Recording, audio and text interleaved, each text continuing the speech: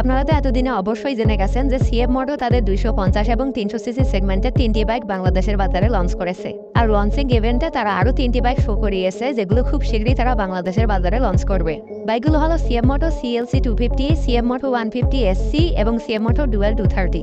এই ভিডিওতে আমি আপনাদেরকে জানিয়ে দেবো এই বাইক তিনটির full specifications, ready pickup, top speed এবং বাংলাদেশে কবে নাগাদ লঞ্চ হবে, আর বাংলাদেশে লঞ্চের পর এগুলোর আনুমানিক বাজার মূল্য কত হবে তা সম্পর্কে।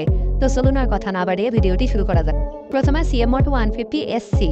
এটি সিএফ মোটর একটি 150 সিসি শক্তিশালী স্কুটার, যেটা ইউরোপের বাজারে খুবই জনপ্রিয়। আর আমার মনে হয় এই বাইকটি বাংলাদেশের বাজারে লঞ্চের পর বাংলাদেশের স্কুটার সেগমেন্টে মোটামুটি ভালোই জনপ্রিয়তা পাবে।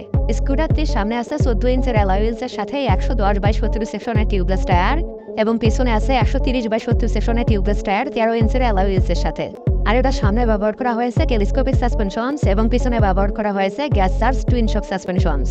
স্কুটারটিতে আছে ফুল ডিজিটাল ইনস্ট্রুমেন্ট ক্লাস্টার বা স্পিডোমিটার, যেখানে স্পিডোমিটার, অডোমিটার, ট্রিপ মিটার সহ বেশ কিছু বেসিক ইনফরমেশনের সাথে সাথে আছে ব্লুটুথ কানেক্টিভিটি, যার ফলে আপনি আপনার স্মার্টফোনকে মিটারের সাথে কানেক্ট করতে পারবেন এবং সেখানে বেশ কিছু বেসিক ইনফরমেশন পেয়ে যাবেন। এটার সামনে এবং পিছনে 230 মিলিমিটারের ডিস্ক ব্রেক ব্যবহার করা হয়েছে ব্রেকিং সিস্টেম হিসেবে এবং তার সাথে আছে dual channel anti-lock braking system বা এবিএস।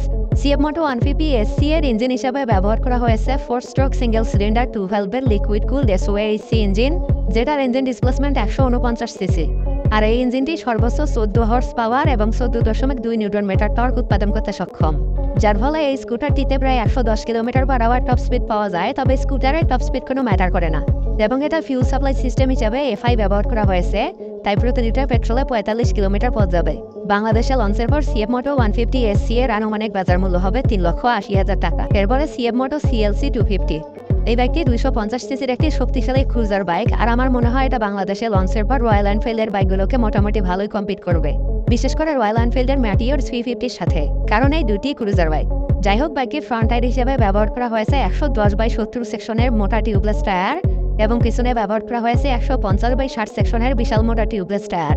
কিন্তু এই বাইকের ফ্রন্ট সাসপেনশন হিসেবে ব্যবহার করা হয়েছে টেলিস্কোপিক সাসপেনশনস। সামনে আপসাইড ডাউন সাসপেনশন দিলে আরও ভালো হতো এবং পিছনে ব্যবহার করা হয়েছে টুইন শক সাসপেনশনস। বাইকটিতে ব্যবহার করা হয়েছে সেমি ডিজিটাল ইনস্ট্রুমেন্ট ক্লাস্টার বা মিটার, আর আমার কাছে পার্সোনালি ক্রুজার বাইকে সেমি ডিজিটাল মিটারই ভালো লাগে। যাই হোক, এই মিটারে speedometer, odometer, trip meter, gear position indicator, service reminder, ABS indicator সহ সকল বেসিক ইনফরমেশন শো করে, কিন্তু আরপিএম মিটার নেই। একটা অ্যানালগ আরপিএম মিটার থাকলে আরও ভালো হতো। যাই হোক, বাইকের ব্রেকিং সিস্টেম হিসেবে সামনে ব্যবহার করা হয়েছে 320 মিলিমিটারের বিশাল বড় ডিস্ক ব্রেক এবং পিছনে ব্যবহার করা হয়েছে 220 মিলিমিটারের ডিস্ক ব্রেক, তার সাথে আছে ডুয়াল চ্যানেল এবিএস। আর এই বাইকের সামনে কিন্তু 4 পিস্টন ক্যালিপারের ব্রেক দেওয়া হয়েছে, যেটা সাধারণত 250 সিসি সেগমেন্টের বাইকে দেওয়া হয় না, কিন্তু পিছনে ডুয়াল পিস্টন ক্যালিপারেরই ব্রেক দেওয়া হয়েছে।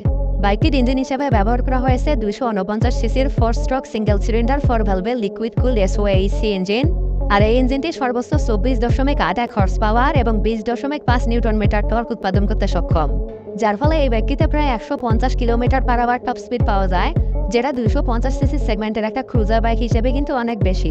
আর বাইকের ফুয়েল সাপ্লাই সিস্টেম হিসেবে ব্যবহার করা হয়েছে এফআই অর্থাৎ ফিউল ইনজেকশন সিস্টেম, যার ফলে এটা প্রতি লিটার পেট্রোলে 32 থেকে 35 কিলোমিটার পথ যাবে। ইন্টারন্যাশনাল মার্কেটে এটার দাম সিএফ মোটর 300 এসআর এর তুলনায় অল্প কিছু কম, সেই হিসাবে বাংলাদেশে আসলে এটার আনুমানিক বাজার মূল্য হবে 4,50,000 টাকা। এরপর সিএফ মোটর ডুয়েল 230।